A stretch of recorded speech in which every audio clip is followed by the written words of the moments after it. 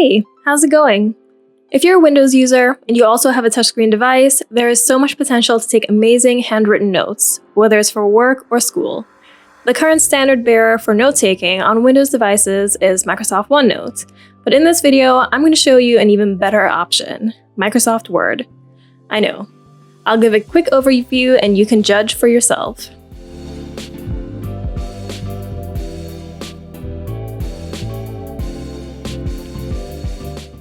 So there are currently a slew of 2-in-1 options at every price point. I'm using the Surface Pro 6, but I'll leave some links to other highly rated devices down below if you're interested. So Microsoft OneNote, it's a great app, it really is. I use it all the time. It has the option to record audio, which is really helpful if you want to go back and listen to lectures, and of course it has a ton of functionality for handwriting or drawing whatever you need to get down. One of its features, for better or for worse, is the infinity scrolling. It's basically an unlimited canvas. It also has the lasso function for selecting text, which I'm bringing up because Word doesn't have it, although there's a workaround. But PowerPoint has a lasso function, so why not Word? Anyway, you can convert ink to text, which is pretty accurate. The problem, however, is if you want to save your file as a PDF or print it. The print option is there, but it doesn't come out the way you would want it to. So let's move on to Microsoft Word. When you go to the Draw tab, it looks nothing like this, but I am going to have a video showing how I customize mine probably in the next video. All of these commands can already be found in other tabs, so you should have no problem. The first thing I want to tell you about is grid lines. They don't print with the document or save with the document if you're saving it as a PDF, but they're great for keeping your notes nice and neat. You do have the option to customize the size of the grid in grid settings, so I'm choosing 0.25 here. I feel like that's pretty standard.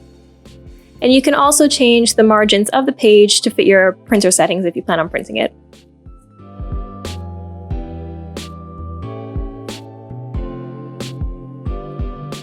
If you don't like the grid look, you can go back to grid settings and uncheck vertical every.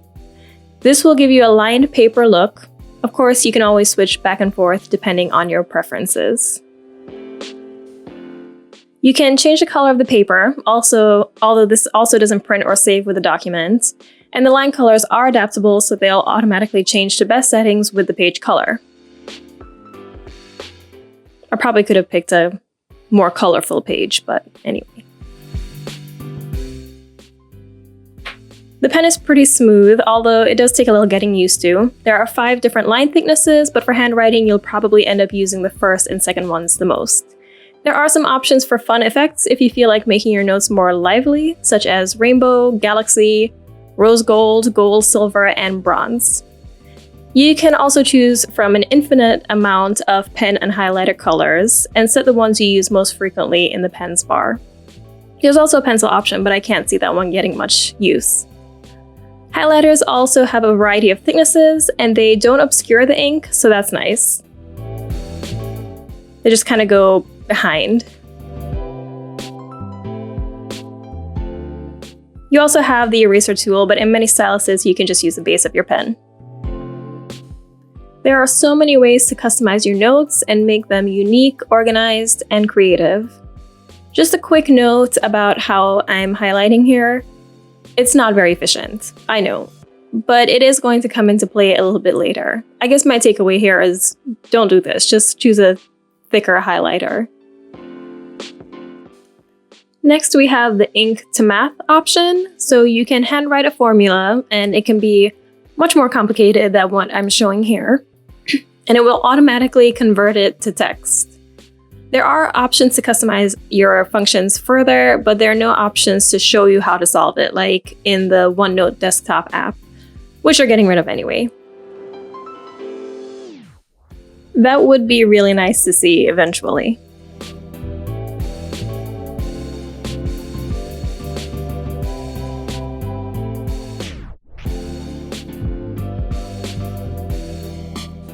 Next up is the Ink to Shape tool. This will convert your attempts at shapes into something more presentable, within reason.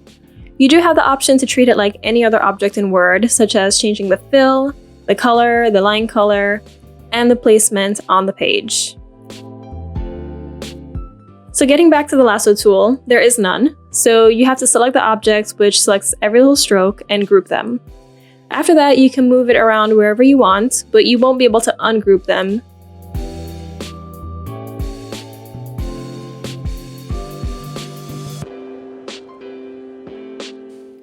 When it comes to inserting images, you can insert them directly into the document using Insert Online Image, which does bring you to a Bing search. But you can also take a screenshot. You can select the screen from which you want to screenshot, then highlight whatever you want. It will insert it directly into the document for you.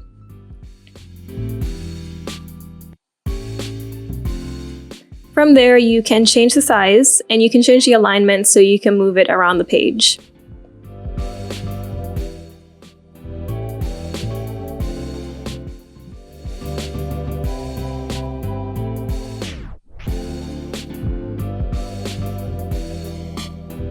If you like to take notes with side-by-side windows, this feature comes in very handy. Just scroll down the page. If you see an image that you want to screenshot, go back to Insert and Screenshot, and it will just do its thing.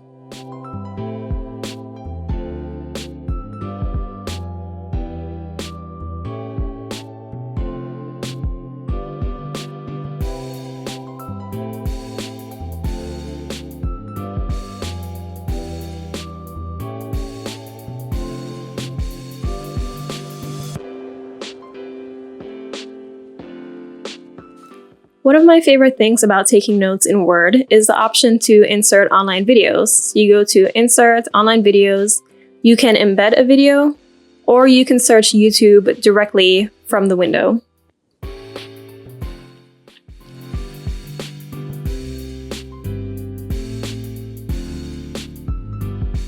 Once you find your video, you can insert it into the document and resize it however you want. The size doesn't really matter, honestly, as long as you can see what the video is about.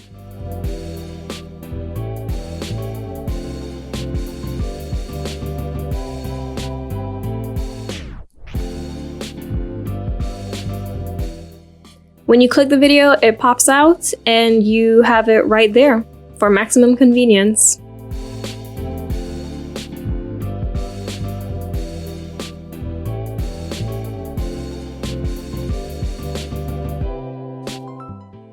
When you save the document as a PDF, the highlighting doesn't come out the best, which is why it's better to use a bigger brush and go over it once, unlike what I did here. The neat thing is that your inserted video will still work in the PDF. Just click on it and it will link you to the original site, in this case YouTube, in your browser. The next feature we're going to talk about is the Wikipedia add-on for Word. You can open and search Wikipedia for anything that's available on the actual site.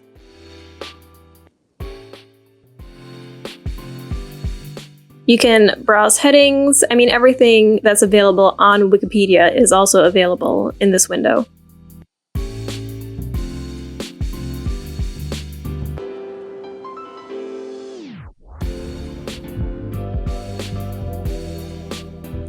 You can also resize the window to make it more comfortable for you to take notes from or to look something up. And you can insert images directly, just clicking on the plus sign. It will paste with attribution, so you can always go back to that specific article if you need to.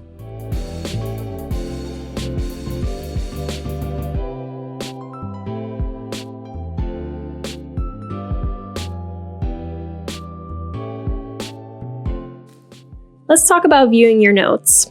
You can view your documents side by side if you like reading your notes by flipping through them.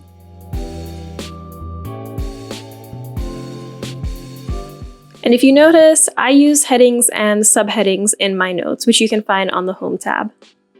You can, of course, choose any font you want, even handwriting fonts if you wanted to blend in, but I do this so it's easier to find information. You can't search handwritten text, but if you open up the navigation window, you can browse an outline of your document and click on them to go straight there. You can also view the pages and create a table of contents using headings, which I didn't show here, but if you're interested, I can include that in a future video. Scan and Paste is another add-in for Word. From here, you can pair your phone with Word, and using the app, you can take a picture of an image or a document, record audio and video, and share it directly with Word. This is great for handouts so you can easily keep track of them. Once it's in the document, you can place it wherever you want, you can change the size however you want, and you don't have to keep track of paper if you don't want to.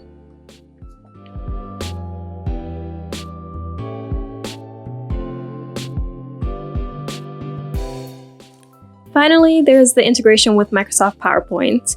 If your instructor provides copies of class lectures using PowerPoint, you can always copy whichever slides you want and paste it into Word. Word treats the slides like an image, so you can resize and move them around however you want. And once it's incorporated into your notes, you don't have to keep switching back and forth between apps. This is really convenient.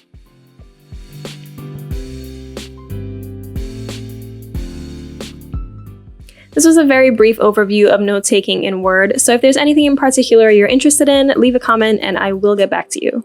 If you missed anything, you can also check out my blog, ultracurricular.com. And if you found this information useful, maybe consider liking the video. Likewise, if you know someone who could benefit from this video, don't forget to share.